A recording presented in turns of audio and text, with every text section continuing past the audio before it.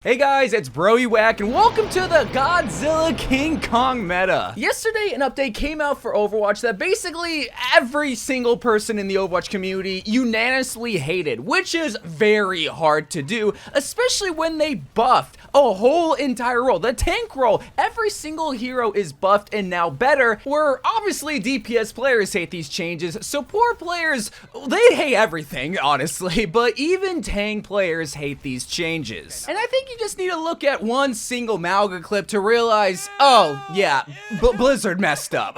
Blizzard messed up hard. But why? Why? The whole point of these patch notes, the whole point of this update was to make tanks better, because this is what the Overwatch community wanted. Don't sit here now and say, why did they make tanks better when just a couple of days ago you wanted the tank role better? Maybe not you specifically, but I know you did. Yeah, you. And while yes, I think most people would agree that they needed to make tanks better, I think this is the problem that Overwatch ran into.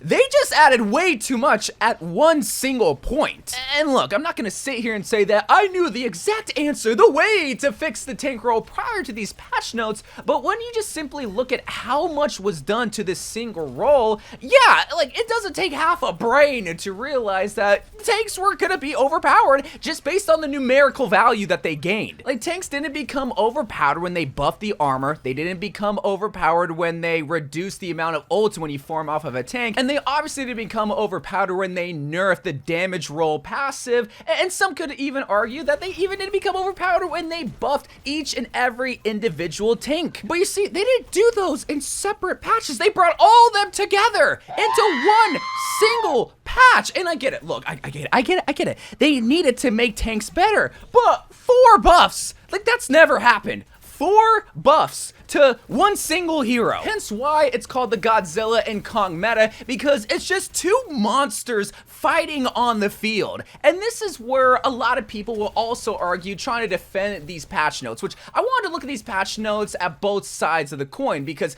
while most people hate these changes, there's people saying, okay, well, let's not focus on just the tank. How about instead of just shooting into the tank that's obviously gonna absorb all your damage and also just get healed up by the supports, why don't we look at the DPS and supports as the main target now? And I really think that's Blizzard's goal with these changes, is obviously to make tanks better, which they succeeded at. They even made Reinhardt meta, which that's never been done in Overwatch's 2 history, but they want to change the way that us as players look at the battlefield, because obviously the tank is at the front line, the DPS is behind him, and then the supports are in the far back. And based on that bare bones formation, it's easy to just pick the tank as the first and primary target to try to take down, because, well, he's front and center, and especially if he doesn't have a shield, yeah, why wouldn't you shoot him? But they want you to more or less focus on the backline, focus on the DPS, where if you target and focus the foundation instead, i.e. the supports, the whole team comp is gonna crumble. And in theory, that's correct. That can easily work out, especially if you play a dive hero like how I do with D.Va, that's easily done. But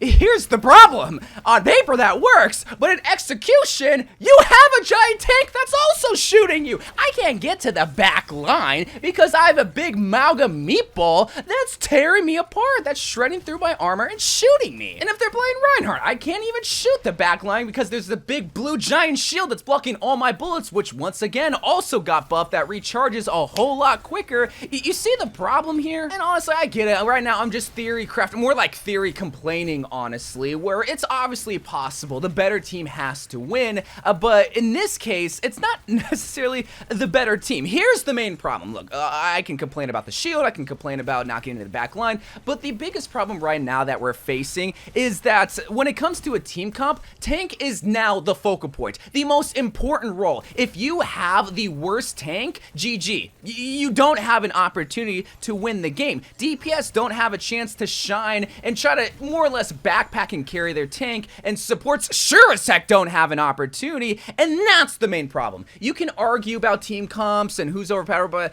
ultimately what Overwatch is all about is allowing each and every single player, each and every single role to have a chance to help the team win the game. But right now, tank is the sole responsibility. If you have the worst tank, you're gonna lose. It doesn't matter if you have the better DPS, the tank is gonna decide if you win or lose, because they're in a sense the third and best DPS. Yes, they can protect you, but they can also do a lot of damage, and if they're not able to do both of them at an effective rate, you're gonna lose. Like, really, the tank role, I just feel like does way too much after this patch notes. They protect the team, obviously, but they can also dish out more damage, if that, than DPS, and they also have deciding ultimates, like with the grab, earth shatter, all this kind of stuff. Just tanks do more than a DPS and a support hero. And I understand that there's only one tank, where in Overwatch 1 there were 2 tanks, so in a sense you're trying to combine the powers of 2 tanks into one, but they did it too much, man. But luckily, Blizzard did say that they're gonna be more receptive of community reactions based on these patch notes, and that's why it's important to comment on videos like this to give your thoughts, to be able to,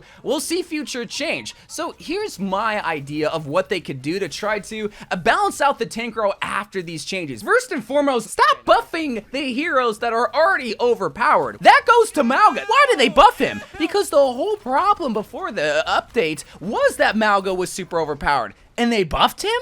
Huh? Here's another thing that they can do. What they did essentially is just universally buff all the heroes that have armor. That mainly applies to tanks, but that also applied to Bastion, which I've been seeing Bastion run rampant in the game, and that's not a coincidence that he's better. No, obviously that has to do with armor because he has more sustainability. I feel like some armor for some heroes are a whole lot more valuable than others. While I understand that some heroes have more armor, like Mauga versus Winston, I feel like Mauga's armor is just way more valuable than most of the other armor because he does have sustainability and damage. Whereas if you just buff all the armor universally and not tweak each and every single hero's armor, that's a recipe for disaster. So what they need to do is to go back to all these individual heroes that have armor and either reduce the amount of armor that they have because it's way too much sustainability, or they need to nerf armor all around the board, because that's a big issue that I feel like is making tanks so overpowered right now, is that they do have so much sustainability, and especially for a hero like Mauga that is able to self-heal, get back to the armor, and have that sustainability and damage, that makes it to where they're doing both. They're able to absorb the damage and dish out damage, where I feel like tanks have to pick and choose strategically. Like, kind of like with Reinhardt. He has to pick and choose if he wants to do damage or if he wants to protect his team, or how I play Reinhardt, protect himself as Reinhardt. But